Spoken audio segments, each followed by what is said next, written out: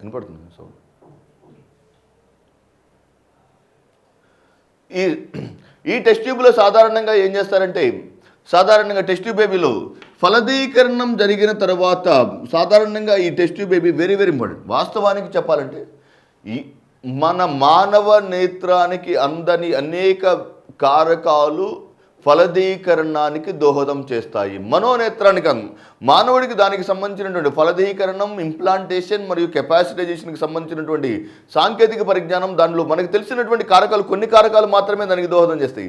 మానవునికి తెలియని అనేక కారకాలు ఇంప్లాంటేషన్, కెపాసిటైజేషన్ మరియు ఫెర్టిలైజేషన్కు దోహదం చేస్తాయి. ఇలా కెపాసిటైజేషన్ జరిగినప్పటికీ ఇంప్లాంటేషన్ జరగకపోవచ్చు, కెపాసిటైజేషన్ జరిగినప్పటికీ ఫెర్టిలైజేషన్ జరగకపోవచ్చు. అంటే ఫాలోపియన్ నాళాలలో సాధారణంగా ఫాలోపియన్ నాళాలలో సమస్యలు గల స్త్రీలలో ఫలదీకరణం బాహ్యంగా జరుగుతుంది. ఫలదీకరణం ఎట్లా జరుగుతుంది?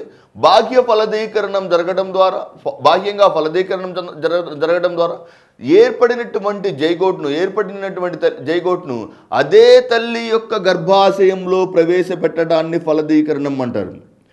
ఫలదీకరణం బాహ్యంగా జరుగుతుంది. Very very important, very important. ఫలదీకరణం బాహ్యంగా జరిగి శిశువు యొక్క పెరుగుదల అంతర్గతంగా జరుగుతుంది. శిశువు యొక్క పెరుగుదల అంతర్గతంగా జరుగుతుంది. ఫలదీకరణం బాహ్యంగా జరిగి శిశువు యొక్క పెరుగుదల అంటే ఫలదీకరణం ఏదైనా పరీక్ష నాళికల్లో ఫలదీకరణం వేరొక పరీక్ష నాళికలో జరగడం ద్వారా ఏర్పడినటువంటి పిండాన్ని అదే తల్లి యొక్క గర్భాశయంలో ప్రవేశపెట్టడాన్ని టెస్ట్ ట్యూబ్ బేబీ అని, అలా కాకుండా ఈ తల్లి యొక్క బయలాజికల్ మదర్ నుంచి అండాన్ని సేకరించి, బయలాజికల్ ఫాదర్ నుంచి శుక్రకణాన్ని సేకరించి కృత్రిమంగా ఫలదీకరణం చెందించి వేరొక తల్లి యొక్క అద్దె గర్భాశయంలో ప్రవేశపెట్టడానికి సరోగసీ అని, లేకపోతే ఈ తల్లి యొక్క బయలాజికల్ మదర్ యొక్క ఫాలోపియన్ నాళాల్లో ఫలదీకరణం చెందించి వేరొక తల్లి యొక్క అద్దె తల్లి యొక్క గర్భాశయంలో ప్రవేశపెట్టడాన్ని కూడా సరోగసీ అని అంటారు. Very very important. సాధారణంగా ప్రపంచంలో మొట్టమొదటిసారిగా ఏర్పడినటువంటి సరోగసీ ద్వారా మొట్టమొదటిసారిగా ఏర్పడినటువంటి శిశువు లూయి బ్రౌన్. సరోగసీ ద్వారా మొట్టమొదటిసారిగా ఏర్పడినటువంటి శిశువు లూయి బ్రౌన్.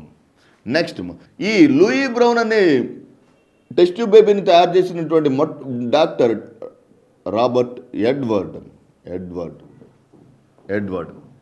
ఈ టెస్ట్ ట్యూబ్ బేబీ విధానంలో ఏర్పడినటువంటి ప్రపంచంలో మొట్టమొదటిసారిగా ఏర్పడినటువంటి శిశువు లూయి బ్రౌన్. భారతదేశంలో మొట్టమొదటిసారిగా ఏర్పడినటువంటి శిశువు baby Harsha. Very very important. Test tube baby విధానంలో ప్రపంచంలో మొట్టమొదటిసారిగా ఏర్పడినటువంటి శిశువు లూయి బ్రౌన్. భారతదేశంలో మొట్టమొదటిసారిగా ఏర్పడినటువంటి శిశువు బేబీ హర్ష. ఇది సరోగసీ మరియు టెస్ట్ ట్యూబ్ బేబీకి సంబంధించి చాలా సింపుల్. చూడండి, ఫలదీకరణం అంతర్గతంగా కానీ లేదా బహిర్గతంగా కానీ ఉంటుంది. బహిర్గతంగా కానీ ఉంటూ శిశువు యొక్క పెరుగుదల అంతర్గతంగా ఉండటం. శిశువు యొక్క పెరుగుదల వేరొక తల్లి గర్భాశయంలో ఉండటం సరోగసీ. మరి టెస్ట్ ట్యూబ్ బేబీలో ఏమవుతుంది? ఫలదీకరణం మాత్రం తప్పనిసరిగా ఫలదీకరణం బహిర్గతం. ఇక్కడ రెండు ఆప్షన్స్ ఉన్నాయి, అంతర్గతంగా బహిర్గతంగా ఫలదీకరణం రెండు ఆప్షన్స్ ఉంటాయి. ఫలదీకరణం అంతర్గతంగా ఉంటూ ఫలదీకరణం బహిర్గతంగా ఉంటూ, కానీ శిశువు యొక్క పెరుగుదల